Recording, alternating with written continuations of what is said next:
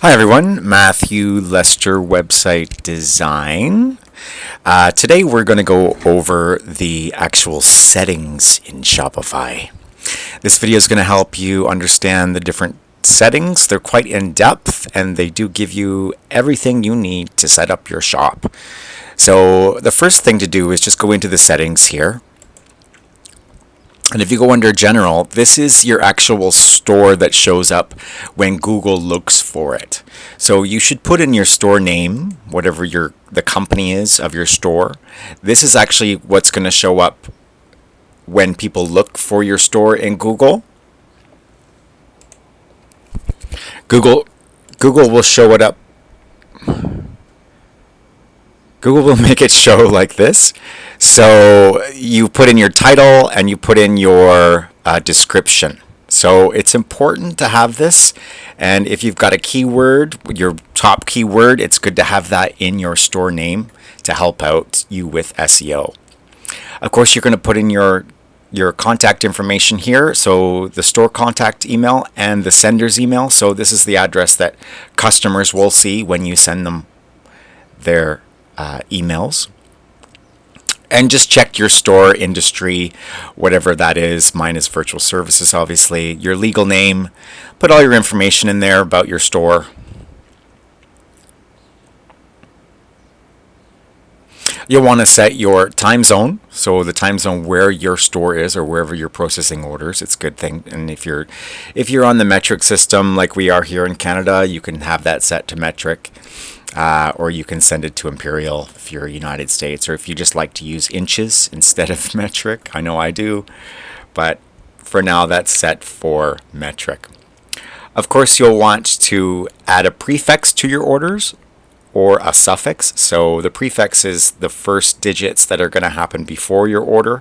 If you're new starting, it's always good to have a prefix because you don't want order 0001 because then people will know how many orders that you have in your store. For suffixes, it's after. So this is what you would put after the order number. I always leave that blank. But a prefix is pretty good. You can choose your own. Store currency, you would want to put the actual currency of your store. Changing the formatting of your currency. If you'd like it to show up in different ways, so for example, dollar value with CAD, dollar value with just the amount, and these ones actually look like the same to me. Oh, email with currency. So in an email, these are what these are gonna look like. So I leave them exactly what they are. There's no need to change those, but if you'd like to, you can. In the payments section, I would recommend you use Shopify Payments. It is the cheapest. It is the best. It's the fastest. Now, some carts may not qualify for Shopify Payments. You need to check out some products that Shopify does not allow in their terms and conditions. They will let you know, though, once you sign up for Shopify Payments, whether there's a problem or what you need to do to become compliant with their rules and regulations and their terms and conditions. I don't think I'm going to go into here. Let me just see. Maybe I will. Sure. Okay, so inside the Shopify Payments, if I manage this, I have everything clicked on except for American Express. The only reason why I don't take American Express is look how much higher their rates are. Now, if you're taking them in person, that's great, 2.7, but I think 3.5 is a little high. Unless, of course, you are charging all across the world anyway, so it's already 3.5 regardless. But I just don't like American Express. The rest of them I do take. Interact is the best because it has low. There's zero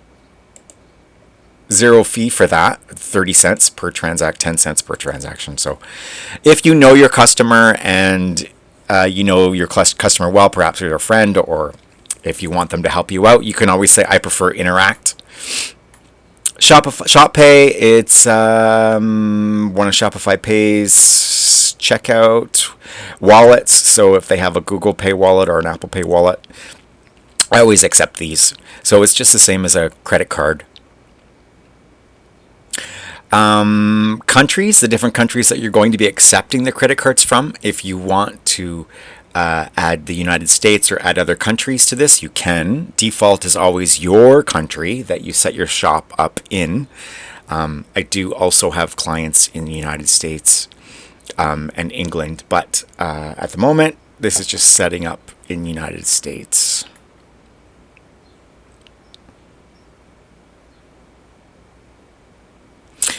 Make sure visitors to your online store can see local prices with Shopify Geolocation app. This is actually really important, and you should have this installed if you don't already. So let's just open that, because it's going to actually change their currency to where their IP address is.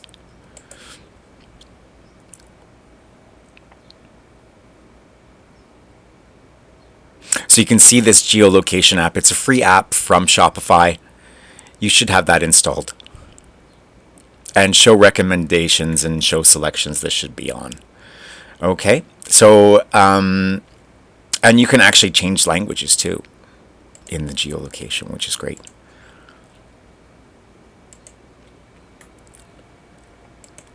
Price rounding, if you want to enable your price rounding up to the nearest dollar, you can do that. All prices will be rounded up after conversion. So this is, I believe this is currency conversion. Let's just have a look and see. Yeah, so it's a currency conversion. If you are doing currency conversion in your cart, you have to know that there is risk with currency fluctuations in between 1 or 2%, usually, within a week. Of course, your bank account where you're being paid out to in Canadian dollars, I have that set for. And this is where you can actually set it to get your payout schedule. So payout statement descriptor. This is what your payout statement is going to say when it comes into your bank. So right now I'm just going to change that. Payout descriptor can't contain special characters. Okay, well that's nice. Shopify web design company. I think that'll work. No, I've got too many in there. Okay. That'll work. Shopify website design. So this is what's going to show up on my bank account when I get payouts. I have these set for every business day. You can change that to anything you want. It can be every week, it can be every month, on a particular day of the month, whatever you want. I have it set for every day because I like to get my money as soon as possible. Enable notifications, that's always good to have on for whenever you get a payout. Okay. Fraud prevention, automatically decline charges. Now, if you want to set this to be really strong for fraud prevention, but I've been in the e-commerce business for a long time, and I find that sometimes people get their postal code wrong, or they don't put in the proper digits, something like that.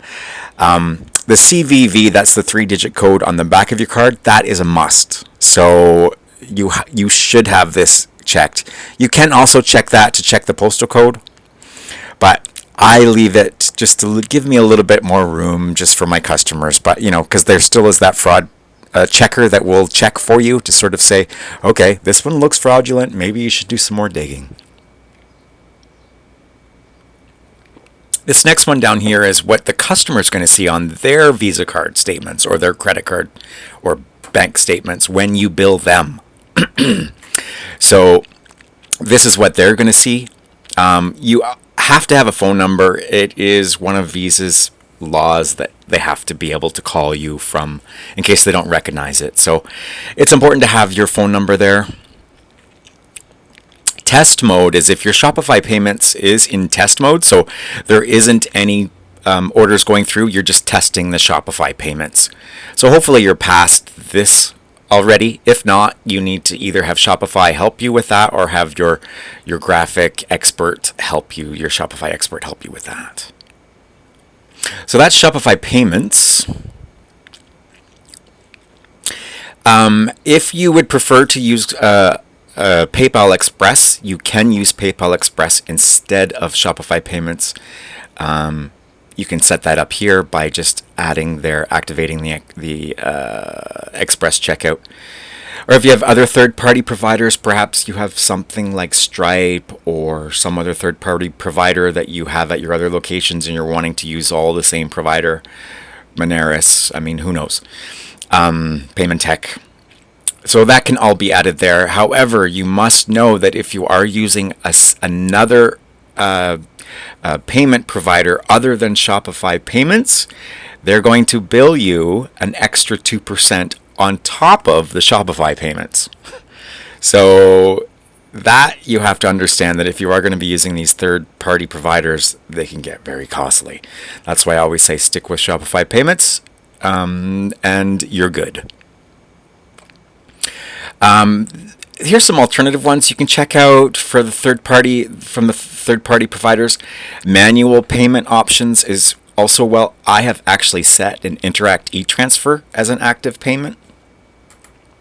I set this because it doesn't cost me a dime and it doesn't cost your customer. Actually, it might cost them $1.50, somewhere around there, to send them an email transfer. But it's instant, right? And it goes right into your bank account. So these are my settings for e-transfer, and e-transfer is becoming really, really popular now, guys. A lot of people are using these. I use them all the time.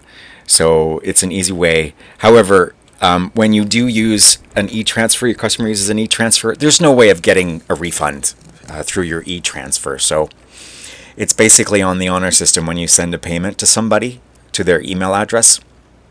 Hopefully they get it. But I have email transfer active. If you do have this set, make sure that you have automatic deposits for your email address. That way you're not messing around with a password. It'll go right directly into your bank account. You'll get the notification. Then you can go back to the order and change it to complete or, paid. Payment capture, this is what I was talking about before in the orders section. Automatically capture payments for your orders. You can also change this to manually capture payment for orders, so the customer will only get authorized for the payment. So what an authorization is it basically just captures the funds and holds them in escrow from their Visa or credit or whatever they're charging. And then you're going to automatically capture those perhaps after you ship the product. Maybe you have some longer shipping times that you need to have this set to manual capture payments for orders instead of automatically capture payments for orders. But if you're a store that actually ships out your orders on time within 2 days, I would recommend you have this set for automatically capture payment for orders. Now, the one thing when you are capturing the payment for orders automatically, you have to remember if you do issue a refund, or have to issue a refund or cancel an order, Shopify is still going to charge you for that. Their little tiny fee that they charge for any payments that are going through the cart, if you have this to automatically capture payments. But it just makes it easier, and I think I might have captured or canceled maybe 1 or 2 orders in the whole lifetime of this cart.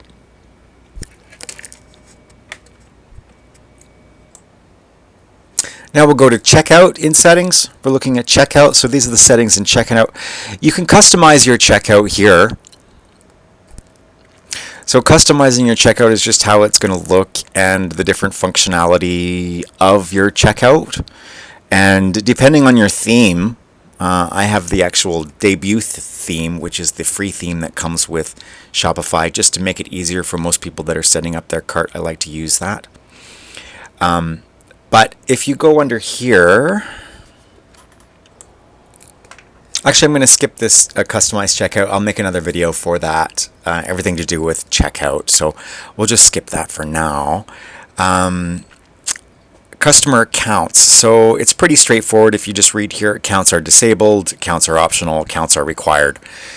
So it really depends on what you're selling in your store, whether you want to have accounts disabled, optional, or required.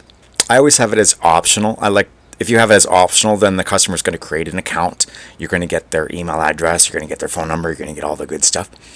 And they can be returning customers, and you can also get them on your email list.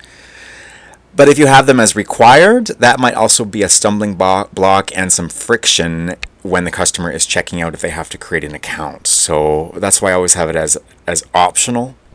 If you absolutely, for whatever reason, don't want to have accounts, then you can have that disabled.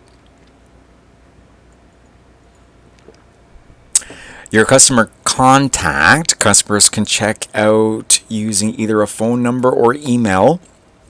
You can have this checked on if your customer uses SMS. Email may not be collecting during checkout. This is one of the reasons why I don't have this checked, is because this means that their email may not be collected at checkout. And you always want their email for, a list of reasons. So I'm going to keep that there. But it's pretty straightforward. To receive shipping updates, customers can choose to add phone number or email to receive shipping updates after they completed their order. So this basically lets your customers know whether it's being shipped, get things like that. Customers can choose to add a phone number, so they're going to be getting an SMS instead of an email.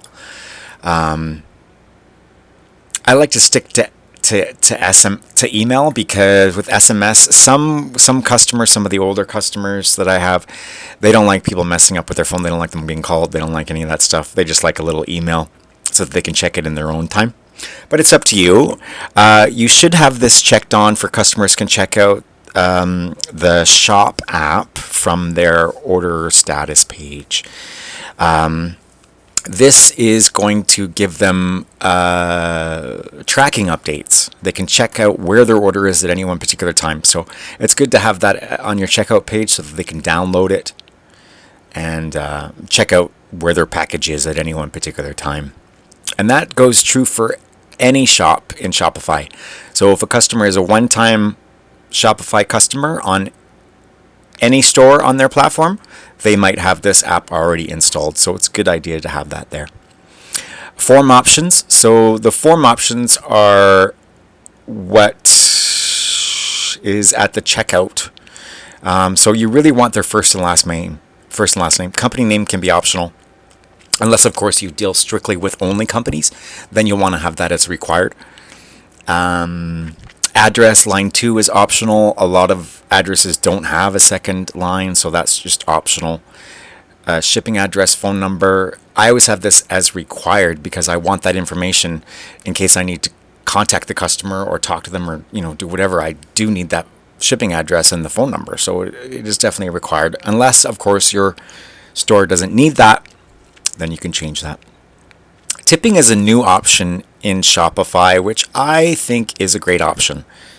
We work real hard, and I think this tipping option should be available. Now, you can set these percentages yourself to higher or lower, or you can just not have them on at all. And some people don't like to have tipping in their store because they seem to think that customers may not like that, or perhaps it screws up some of your scripts.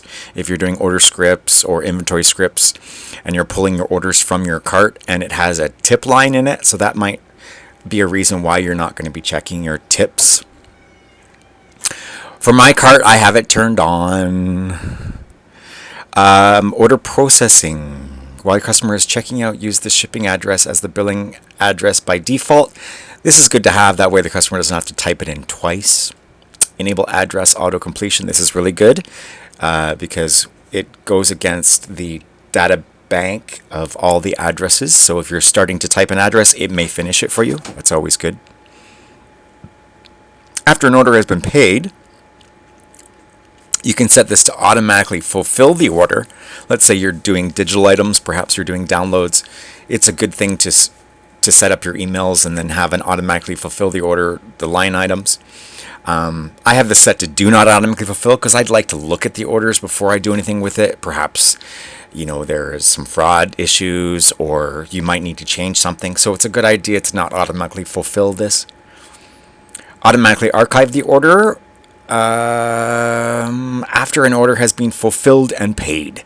So I have this checked because once I've done my fulfillment and it's paid, I really don't need to see it again. If you've got some extra scripts that a Shopify expert is adding, then you can put that in here. Show a sign up option at checkout. Yes, and pre-select the sign up option. This is always really good to have. So this is just to collect their email for email marketing. They can uncheck that at the checkout if they do not wish to give that information or sign up for email marketing. Abandoned checkouts. This, of course, should be sending out if you sell products. If you don't sell products, perhaps you don't want to have this checked out or checked on, and you can actually email subscribers who abandon checkout, anyone who abandons a checkout, and you can set it for certain hours. I have some customers that set this for 24 hours, some set it for 1 hour, so it's up to you. If you want to turn it off, you just have to click that and make sure you click save. If you're changing any of these settings, make sure you click save before you leave the page. Checkout language, English. You can manage your checkout language if you have other languages that you'd like to add. French, Spanish, Zambuli. Next is shipping and delivery. I have to actually do a whole new video on shipping and delivery, so I'm not going to be going over that today. Taxes. Let's go taxes. Taxes is important because you do want to collect taxes because the tax man wants to collect from you. So if you're collecting taxes, you need to go in here and put it in your sales tax ID. It's according to province. So if you are selling in other provinces, make sure you check your local tax information to set up your tax in the country that you are in and where you need to collect tax, remit tax. It's very important. Tax overrides, shipping overrides, add shipping override, set custom tax rates for shipping destinations. Yeah, product overrides, set custom. So this is if you want to set up certain tax rates for other destinations. You can set up certain tax rates for products only. So let's say you have to charge a specific tax or you're charging no tax.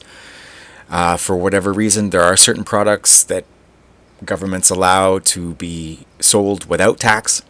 So it's up to you to check into that and make sure you have this set if you have products that are not being charged tax.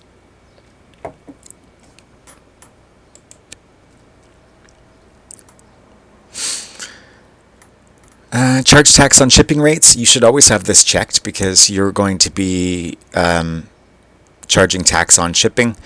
All prices include tax, so if you're a store that has all their tax worked out and you want to include it in your price, you can do that here.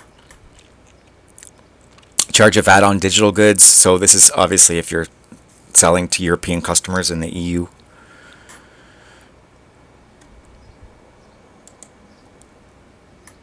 Locations. Locations are where you are actually located and perhaps your warehouses where you're shipping from. I'm not going to get too involved in here, but you should have your shipping from a location here. If you do have other locations where you have stores, brick and mortar stores or other warehouses, you should add those here as well.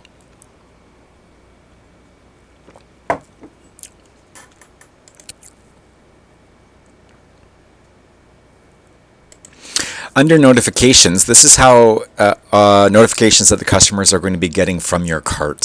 So you can go into here. If you know a little bit about coding, you can adjust these, change them, perhaps add some personal information to these. I'm not going to go over these, but if you want to, if you know a bit about coding, then you can go in and alter these. Under shipping, out for delivery, send the customer automatically after orders with tracking information are out for delivery. You should check that. Delivered, send the customer automatically if orders with tracking were delivered. You want to send them that, so you can check that on. Local delivery, out for delivery, delivered, missed delivery. So you can either have those checked or not checked. Local pickup, ready for pickup, send to the customer manually through point of sale or admin. Lets the customer know that their order is ready for pickup. So this is basically a custom email. You can go in there and change that if you need to. Picked up. So once you change the order to picked up, this will get changed to picked up.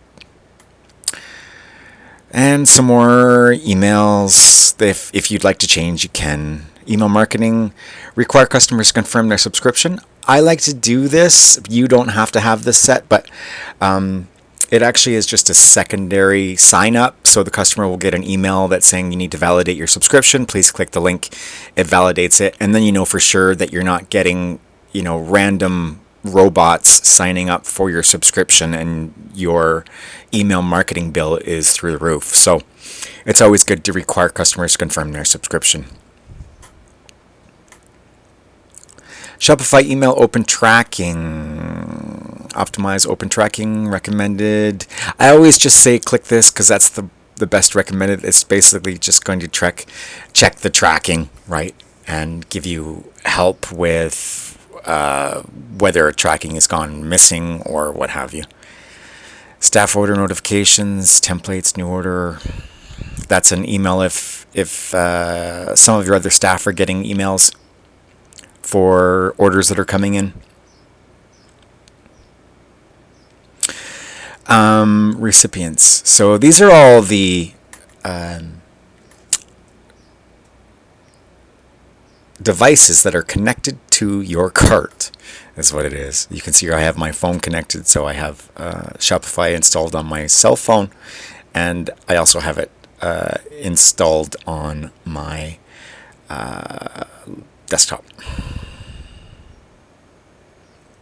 Webhooks, these are basically just for scripts. If somebody's creating a script for you, I'm not going to go over webhooks, but it's not important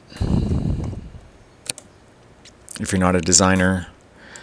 Gift cards, you can enable gift cards if you'd like gift cards to never expire. Gift cards expire. Some people like to put 1 year. Enable Apple Wallet passes. Give your customers a digital gift card to use online in your retail stores. Okay, so that's an Apple Wallet pass. If you'd like to enable that, you can. Files are all of your files from your cart. So these are usually files that your graphic designer has started using to design your cart. So all of those files will be under files. Sometimes you'll have order forms or what have you, but they're basically graphic files for the most part under here. Your sales channels. So it's best to add as many sales channels as you can because you want to get the most out of Shopify. And you can add more here. Point of sale, eBay, Pinterest, Shopify Chat, Shop. So add as many as these as you want, but go one by one because they do require some setup and some information. I'm not going to be going over the setup for this, but if you do have other sales channels, add as many as you can. It's always helpful. This is your current Shopify plan, so what you pay a month and what you're getting for your credit card rates. I am currently on the basic plan, but you can change your subscription up to, I think Enterprise is the highest one, Advanced Shopify. And so these are the different plans and the options for your cart. So if you're a small mom and pop and you got under 4 locations and you got under 2 staff members, up to 2 staff members, just the basic plan is good for you. If you've got a lot of employees, more than 5 locations, this gives you a little bit of extra fraud analysis, professional reports. This one actually gives you an advanced report builder on top of all the other locations, all the other things that are involved with the previous plan. More locations, more staff. Cheaper rates, cheaper credit card rates. So that's the one benefit if you do want to go up to a higher plan. And you do get USPS pricing. You get a better discount for your shipping, the higher plan you have. I recommend this for most customers because it has the great fraud analysis and professional reports, and you do get a little better price on your credit card fees. And so depending on how much you do in business, If you are over 1 million in sales, then this is recommended. If you have close to 5 employees or more than 5 locations and you're shipping out a lot, because the discount does add up. It does add up. So that's the plan, and you can update and change that anytime you want. Users and permissions. This is an interesting one because some of your apps may require certain permissions or collaborator accounts to actually work with your shop. Me as a designer, I will request collaboration account so that I have complete control over your cart so that I can do changes and design changes and setting adjustments. But collaborators and some users are locked out from doing certain things. They're not able to add apps that cost money. So, you're not going to get any surprises from your collaborators. But the one thing you have to be aware of is that anybody that you are collaborating with, depending on what access you've given them under the collaborator account, they can have access to all of your customers' information, their phone numbers, their addresses, their names, the whole works, their credit card numbers, pretty much anything, any information that's in your cart, you can give ownership to, or a collaborator account or access to. So check this and make sure one of your apps isn't ripping off all your data. I did come across a couple apps, I'm not going to name names, but I think that Shopify has tightened up those a little bit more because they were mining all of my data in some of my previous stores. And so you just disconnect and then send them a nasty little email saying, what are you doing? Collecting all my customers' data for no reason. Store languages. Of course, if you want to add some extra languages to be translated into a different language, I would recommend this only if you speak that language. Because let's say you sign up for Spanish, you add Spanish, someone's going to email you in Spanish, you won't have a thing, or they call you, or, it's going to be difficult. It's going to be difficult if you don't have an employee or yourself doesn't speak that particular language.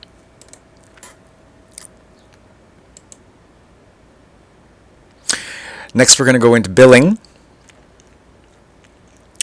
This is how Shopify bills for their services, including apps and your billing plan. So you can give permission to other staff to download your billing information. So you can do that. This is the credit card that Shopify is billing for my monthly plan. I have a couple domains attached to the cart. What I have found out in working with Shopify and working with offsite email and things like this, I don't recommend you allow Shopify to be in charge of your domain, the registration of your domain, just because you're going to need an email.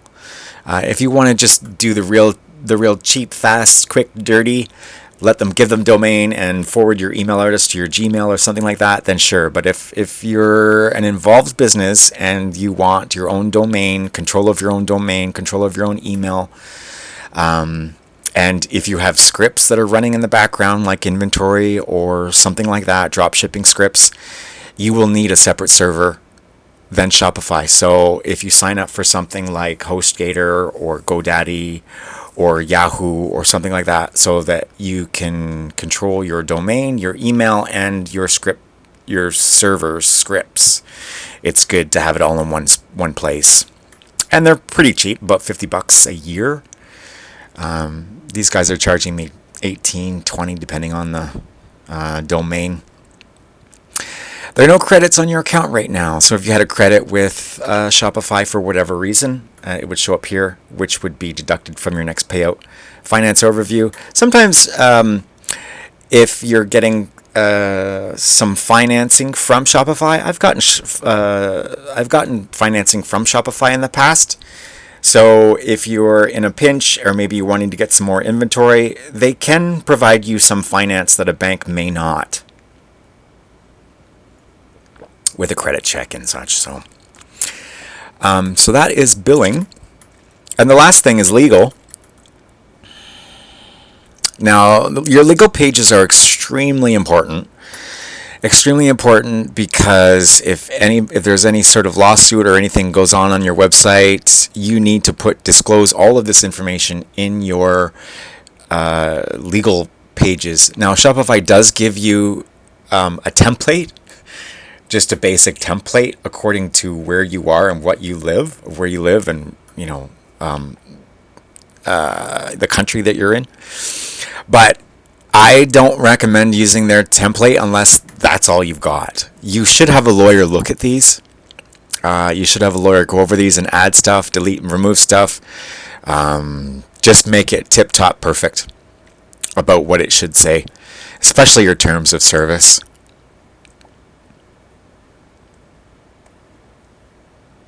I had a lawyer look over mine quite a few years ago, and then I've just sort of copied and pasted it to my other sites. But they know all the legal stuff that needs to go in there that you wouldn't have a clue about. So it's always good to pay them a couple bucks and let them know. So these legal pages will show up on your home page. I'm just going to show you where mine are. Down at the bottom, I have them set under links. So these are my legal pages. So I've got a privacy policy, terms and conditions, and refund policy. If I shipped anything, I would have a shipping policy under here as well. But because I don't ship products, I'm just services only, I don't have a shipping policy. So go over those, read those. If your designer is already creating this for you, just remember that it's just a basis. It's just something to go from. Make sure you read it over quite well, and you have your lawyer look at it and do updates accordingly to your district or where you are located.